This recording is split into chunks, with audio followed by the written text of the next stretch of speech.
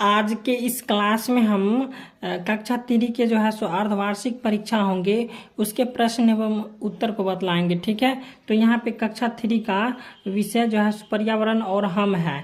ठीक है, तो इसके सभी प्रश्न एवं उत्तर को हम हल करेंगे और ये अर्धवार्षिक परीक्षा का प्रश्न पत्र है और ये ओरिजिनल प्रश्न पत्र है। ठीक है, तो आप लोग इसको अच्छा से देख के जाइएगा। तो आपको जो है सो समय 2 घंटा करेगा। ठीक है, समय 2 घंटा करेगा और कुल 50 अंक का परीक्षा होगा। अब यहाँ पे क्या है, छात्र और छात्रा का नाम लिखना है। ठीक है, तो यहाँ पे आपका अपना नाम लिखना है और यहाँ पे लिखा वर्ग क्रमांक, यानी आपके जो कक्षा में रोल नंबर होंगे वही लिखना है इसमें। यहाँ पे विद्यालय का नाम लिखना है और यहाँ पे प्रखंड का नाम लिखना है। उसके बाद यहाँ पे संकुल का नाम लिखना है और यहाँ पे जिला का नाम लिखना है और यहाँ पे वीक्षक का हस्ताक्षर है।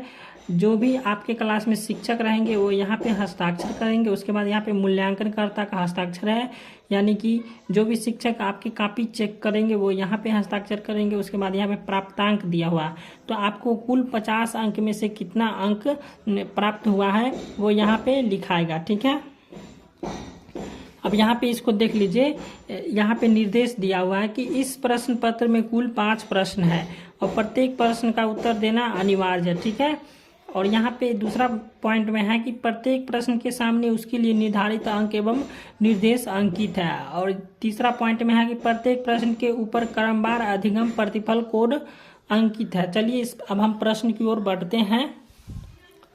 तो यहाँ पे पहला प्रश्न है कि कोष्ठक में दिए गए शब्दों में से सही शब्द चुनकर रिक्त स्थानों की पूर्ति कीजिए।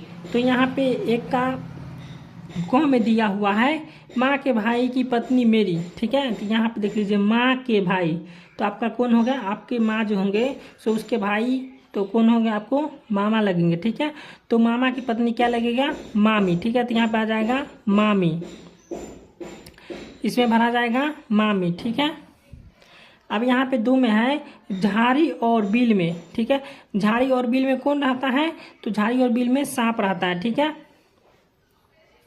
उसके बाद तीसरा है यूकेलिप्टस का पेड़ जो है सो लंबा होता है कि नाटा होता है, इसका आंसर आप कमेंट कीजिएगा। अब यहाँ पे चौथा प्रश्न है दीपावली खाली जगह का त्यौहार है, तो दीपावली जो है सो दीपों का त्यौहार है।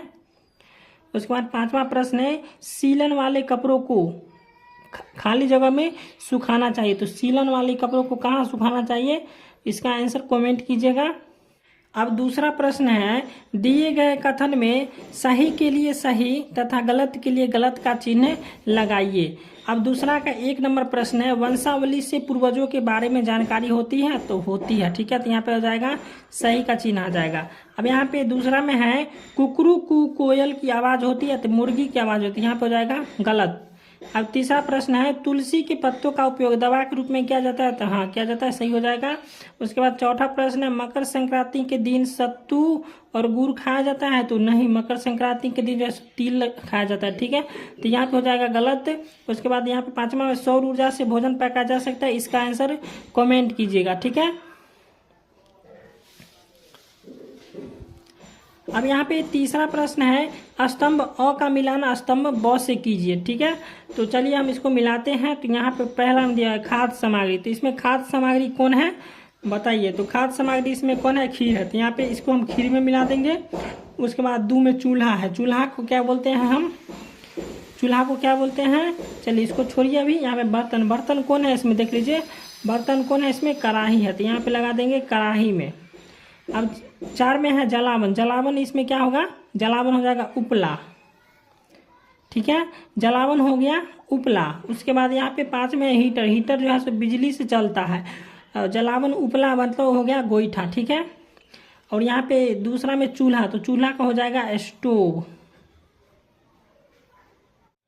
यहाँ पे चौथा प्रश्न है निम्न प्रश्नों के उत्तर दीजिए। ठीक है, तो 4 के 1 में दिया हुआ है घर बनाने में किन किन कारीगरों, उसके बाद लोगों से कौन कौन सा कार्य कराया जाता है, और या जलावन के रूप में किन चीजों का उपयोग किया जाता है। तो यहाँ पे 1 और ये दूसरा, तो इस दोनों प्रश्न में से किसी एक प्रश्न का उत्तर देना है।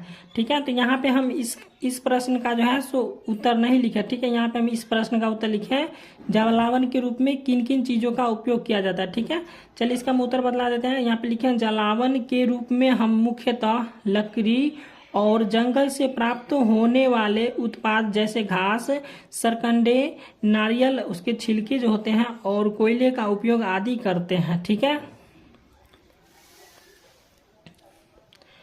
अब दूसरा प्रश्न है इसका कि बिहार के कुछ शहरों जगहों की खाद्य सामग्री प्रसिद्ध है, उन जगहों के साथ साथ वहां की प्रसिद्ध खाद्य सामग्रियों के नाम लिखिए, या यदि पेड़ न हो तो क्या होगा लिखिए। ठीक है। तो यहाँ पे इस दोनों प्रश्न में से किसी एक प्रश्न का उत्तर देना था, तो यहाँ पे हम इस प्रश्न का उत्तर दिए हैं यदि पेड़ न हो तो क्या होगा लिखिए। चलिए तो इसका हम आंसर बतला देते हैं। यहाँ पे लिखा है यदि पेड़ पौधे न हो तो हम सबको भोजन प्राप्त नहीं होगा, सभी एक दूसरे को मारने लगेंगे और वातावरण में प्रदूषण फैल जाएगा और हमें जो है शुद्ध हवा नहीं मिल पाएगी, अतः इन्हीं कारणों से सभी मर जाएंगे। ठीक है।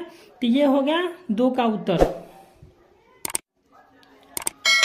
5वां प्रश्न है नीचे दिए गए प्रश्न का उत्तर लगभग 100 शब्दों में दीजिए।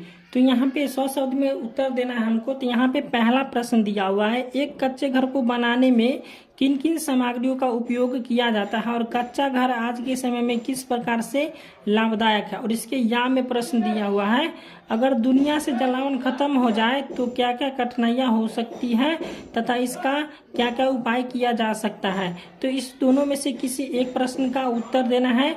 तो यहाँ पे हम इस प्रश्न का उत्तर देंगे। चलिए इस प्रश्न का हम उत्तर दे लेते हैं। यहाँ पे लिखे हैं कच्चे घर को बनाने में जिन सामग्रियों का प्रयोग होता है वे ये हैं जैसे छप्पर वाले घरों में बांस, गन्ने की पत्तियां, रस्सी, कांस, मूंज, लोहे की कील आदि।